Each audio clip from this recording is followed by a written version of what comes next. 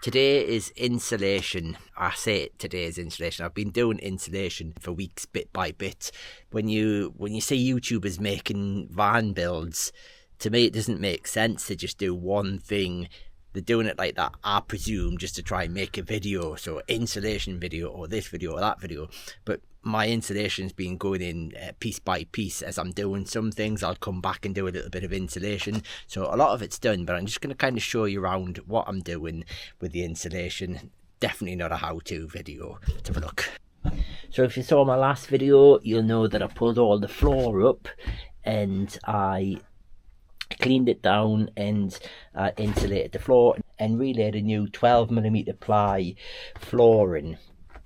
And the way I'm insulating the van is I'm using this stuff, which is closed cell foam, sticky back basically, and I'm using various depths.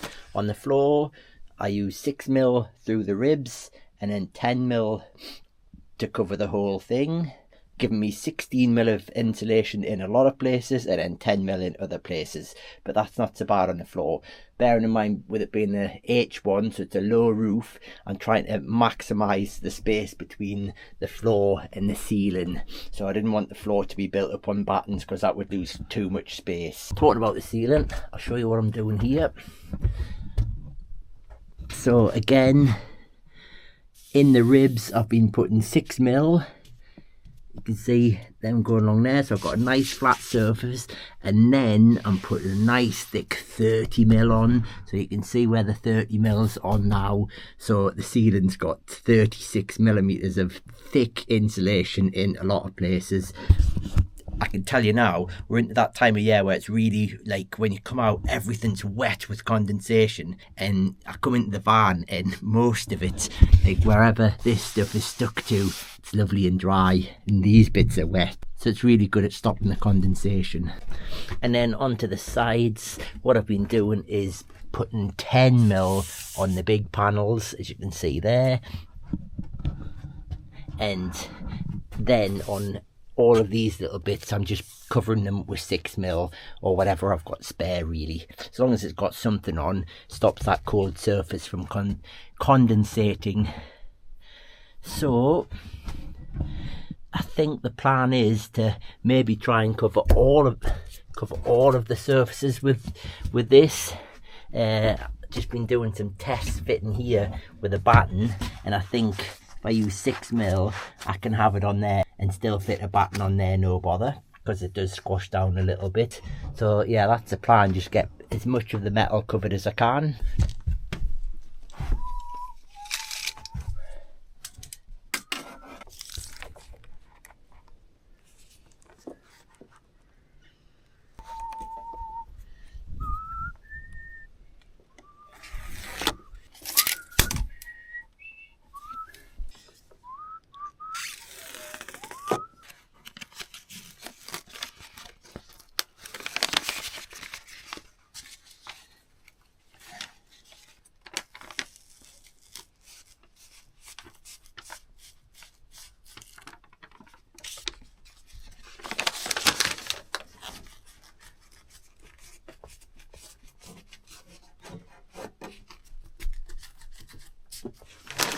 So a week has passed now and I've done nothing on the van, which is kind of typical, I think, for van builds. I did go to the Lake District in the van this week and had a little bit of a blast around some mountains on my bike, which was good, but it highlighted lots of things that I still need to do in the van before I could even think about doing an overnighter in it. But anyway, today what I'm thinking about is, we finished last time by adding more of this on. I want to get these bits done, and before I do, I need to drill and mark the battens, make sure they're on and fitting, and then put some insulation on and then screw the batten in. So let's do that. So I've already got my riv nut bits in there. I've used the existing holes, so I used big ones on there, M10 I think, so just 2 on there, that'll hold that in, no bother.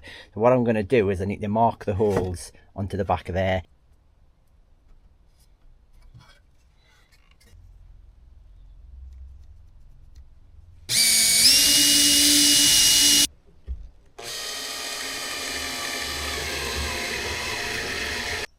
moment of truth. Does it actually line up? Oh.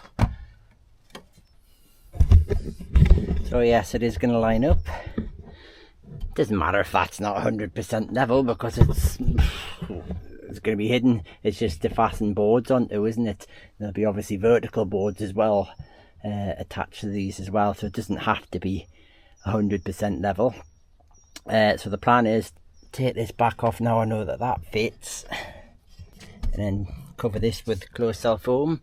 What I'm not going to do, I don't think I'm going to bother stuffing this with insulation, because it's I'm in the let your van breathe camp rather than try to seal everything up, and I'm pretty sure that putting some of this over the top of that's going to be enough. Stop this getting wet from condensation, stop any noise, rattles as well, and that'll just let airflow through the back of there, bearing in mind that there will still be insulation going over this a little bit as well. So the what do you call it, this kind of insulation, the bottled stuff, will be in layers down here as well, so hopefully that'll be all right.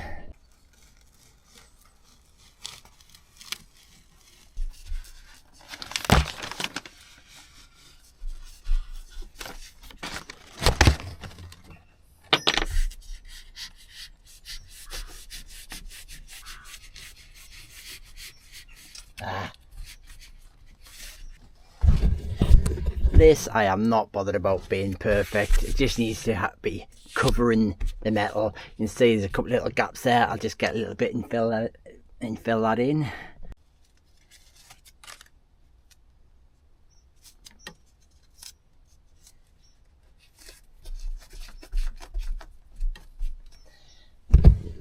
There we go. Looks a bit rough, but honestly it doesn't matter. Really doesn't matter. Alright, so that lines up. Tighten them up.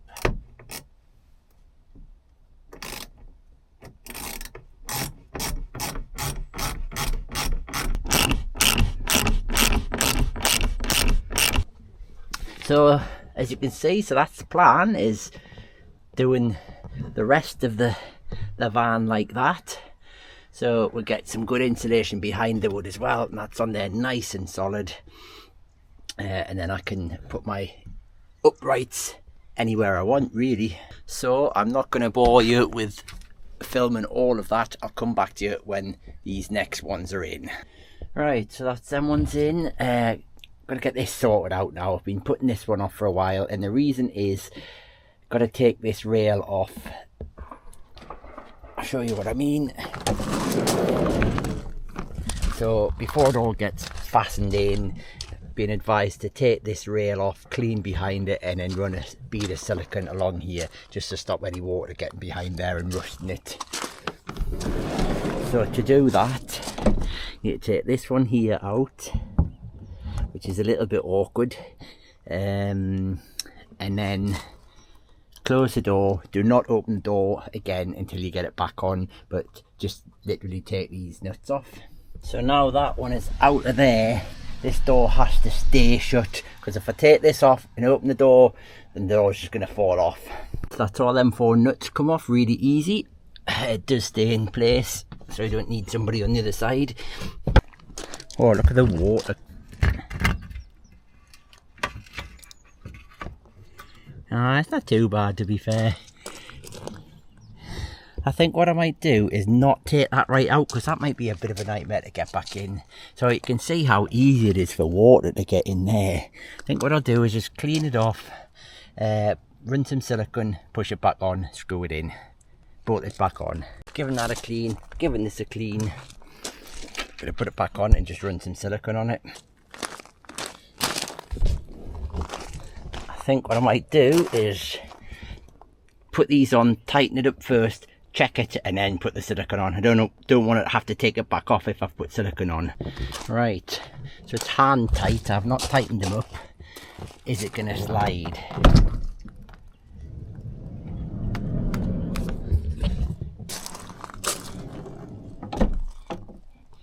Yes. Right, so it's all fastened in, tightened in properly, works perfectly. Happy with that. clean. Put some tape on here. I'm just going to run a bead of clear silicone along here to stop any water getting down into the back of there. Right, so I've got some silicone on there, and I'm going to use these handy little tools, B-Deck it's called. You get a pack of different silicone things in there, and basically you can just pick a profile to squidge it off, and I think we'll go, don't know, say that's not enough. I don't know if you can see that. That should be alright. Run that along.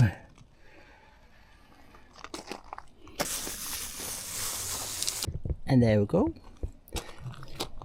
Looks pretty good. Well, I'm glad I'm getting that done and out of the way. It's just been one of them little jobs that I've been avoiding doing, but it's done now, and what that means is I can put more foam insulation over this, take this back off, foam insulation, cover all the metal, get this back on permanently.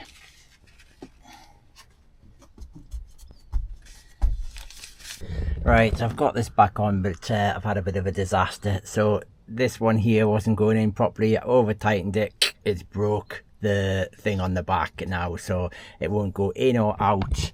I mean, it's pretty on solid there. The only problem is that's sticking out the tiniest bit. So when I put my board on, it might stick out a little bit. I think I'm just going to leave it. I don't want to take all this off and have to hacksaw this out.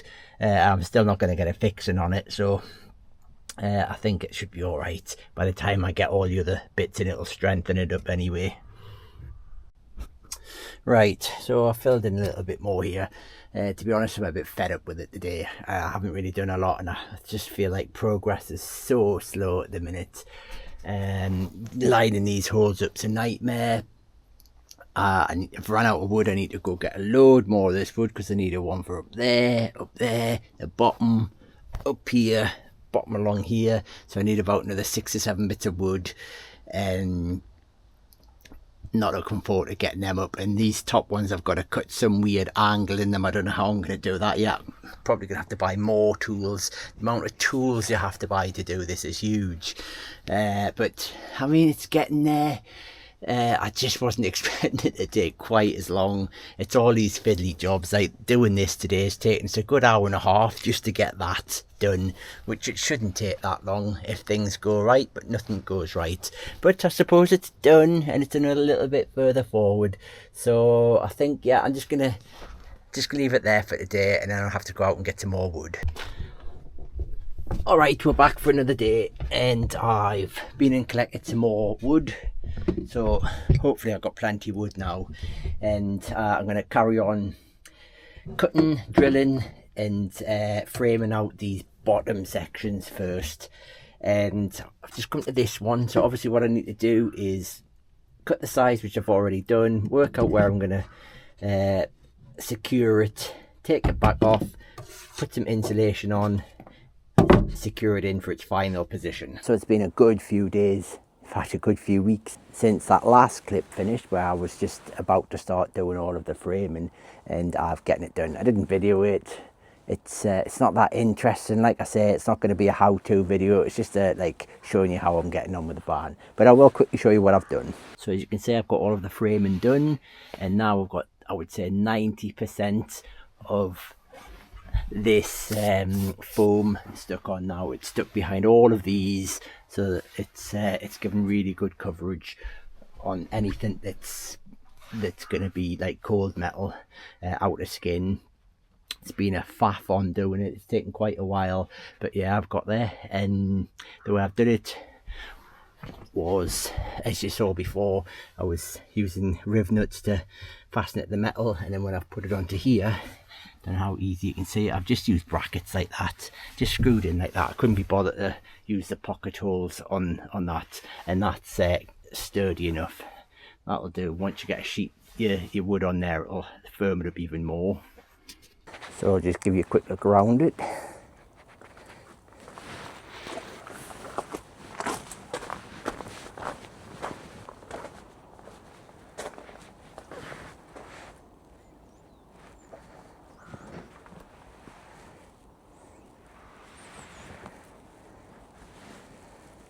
So the next job is going to be to box out to this side. I don't think I can box out that side because I've got a wheel arch water tank coming in there, but I'm going to box out this side, and then once I've done that, the next thing is I need to finish up here, and I need to obviously build a frame around the window, some kind of windowsill, a little bit more framing, but I'm going to do that in a separate video. We started doing the boxing for this, so that one's I'll go there.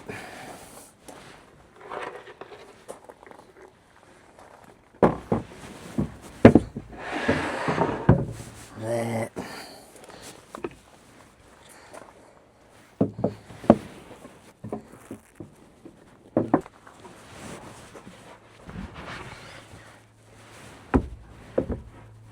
So it'll go something like that. Obviously this is not fastened together, it's just loosely sat there, but you get the picture. I used 18mm ply. I wanted to use 15, but there was just no 15 available, so I just had to go for 18 because I thought 12 might be a little bit flimsy because I'm not using battens. It's just all going to keep, this one will be pocket holed together.